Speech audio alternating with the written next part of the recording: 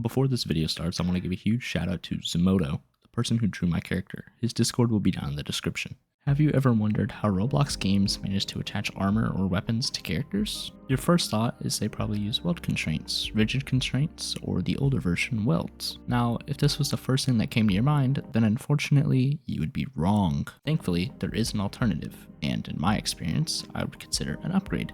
This holy grail of an object goes by the name of Motor 6Ds. However, there are still some use cases where the other options will serve the exact same purpose, but first let me explain what each of them really does. For my examples, we're going to assume both parts are not anchored. First up is our basic weld. When assigning our red part as part 0 and our blue part as part 1, we can see how the red part gets moved to the exact C-frame of the blue part. Secondly, the weld constraint. When assigning our red part as part 0 and our blue part as part 1, the two parts get welded in the exact same place as they are. But you can also see in the properties, we cannot offset either after they're welded, meaning once the weld is done, it's final, and no changes can be made. Unless you disable or destroy the weld, but at that point, just use a different option. Next up is the rigid constraint.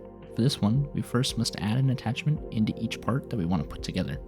This method is really useful if you're using a skinned mesh character, because you can use this constraint to attach parts to bones. This one works almost exactly the same as our first basic weld, except there's no offset parameters for each part. Lastly, we have the Motor 6D. This one actually works the exact same as our basic weld, only needing parts to apply the connection. It also includes offset parameters for each part. The biggest difference between this one and the basic weld is that you can actually animate using the Motor 6Ds. Now that we see what each of them actually does, we can now see why using Motor 6Ds is going to be our best option. Not only because we get offset parameters for each part, but also because we can animate with them. We can actually think of what we're doing as adding an extension to an already existing limb. Looking at how an R15 rig is composed, we can see how everything has this kind of chaining effect to it. An example here is the left upper arm, then the left lower arm, and then the left hand. If we look at the joints, or Motor 6Ds, we can see how again, they're all chained together in the same order. What we will be doing is simply appending a new motor anywhere into this chain to create our new limb, or in our case, a weapon or accessory.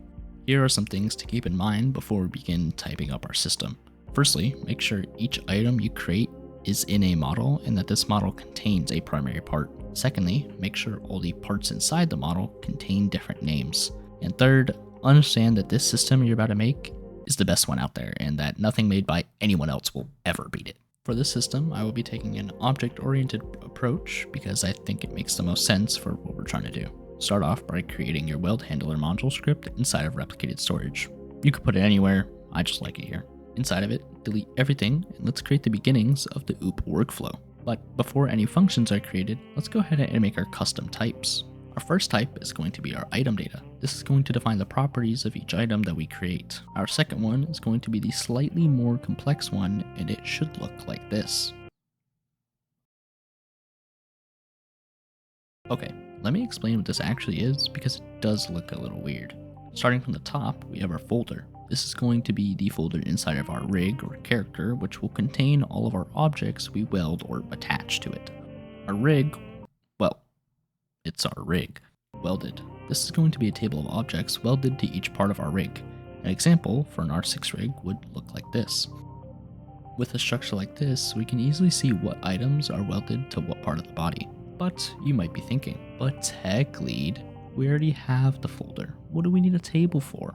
And to that I say, shut the hell up, do what I say. Okay, but the reason we might need a table like this is mainly for data store purposes.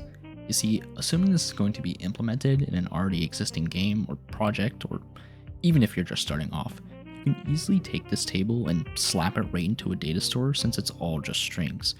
You would have to create another function inside of the weld handler to load all of the data, but with all the information you just stored, it should be pretty easy to do. Next up are going to be the most commonly used functions inside of the system: add, remove, hide, and show. These are all going to be defined as functions, and you can do that by type checking them like this. The most confusing part here is going to be that inside of each of these functions, inside the input section, our first parameter is going to be self. The second one is going to be the item we are wanting to modify. The reason we include self in here is so that when we are making our functions or calling them from the outside, everything autofills properly. And as you can see, Each of our functions will return a Boolean value. This is going to represent whether the action was a success or not. Our last three functions, reveal, obscure, and clear. These are just going to be ones that apply to all of our items at once. We can call obscure to hide everything, and similarly, we can call reveal to show everything. And our last function, clear, just removes everything that's welded or attached to our rig. We are also going to add a table at the top here called created, and you'll see why in just a second. Our first function, new. So this one is going to use a dot instead of a colon, and this is because this is one of our base functions that don't need to be attached to our created object. I won't go over everything in every function because otherwise this video will be around 9 light years long.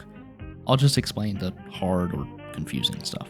This part right here is basically setting our functions inside of our object. I don't think the step is necessary, but I added it along with the weld class type only for type checking.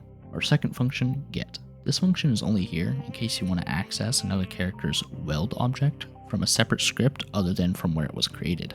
I can sort of picture this as, say, needing to break an enemy's helmet when it runs out of durability or something like that. Now we start getting into the main functions.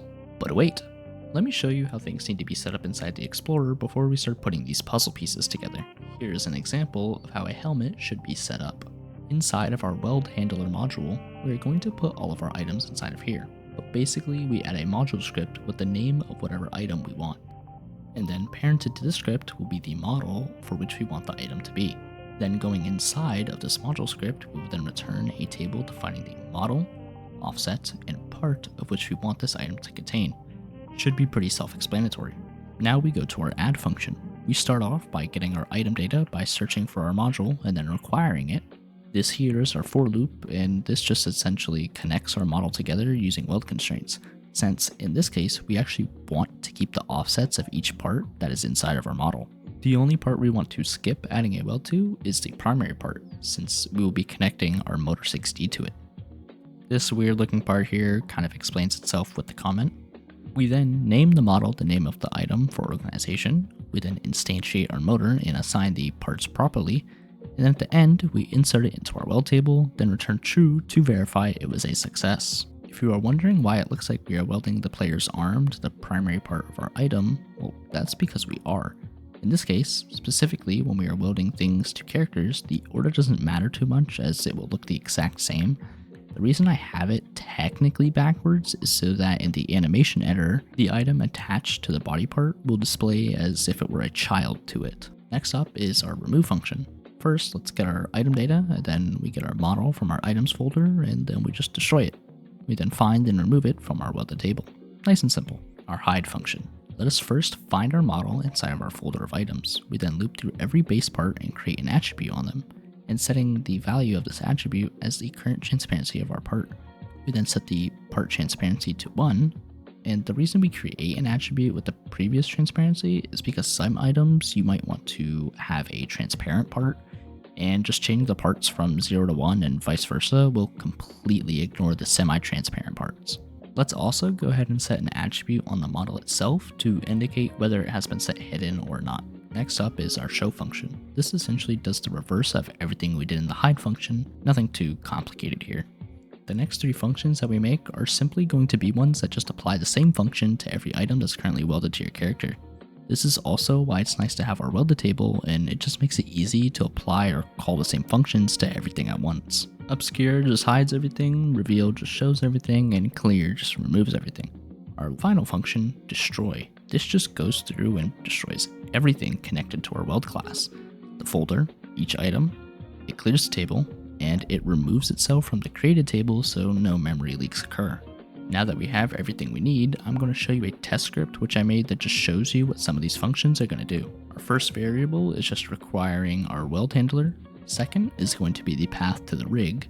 We can then go ahead and create our weld controller just by calling our new function and passing in our desired rig.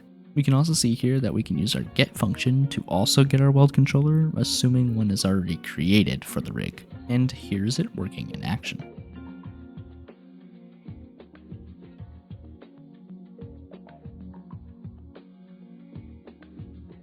Now to show that this works with animations, here's how you can set things up. Inside the script, I'm going to give our dummy here a sword. Here is what our sword item data looks like if you're curious. After running the code, we can just copy our dummy here, stop the playtest, and then paste him into the workspace. Then just simply open up the animation editor, and then boom, there you go. I hope this helped you understand one of the many approaches you can take to attaching items and accessories to characters. And although this might not be the best way to do it, I do think that this method is very intuitive and easy to understand. Anyways, I'll see you all in the next one.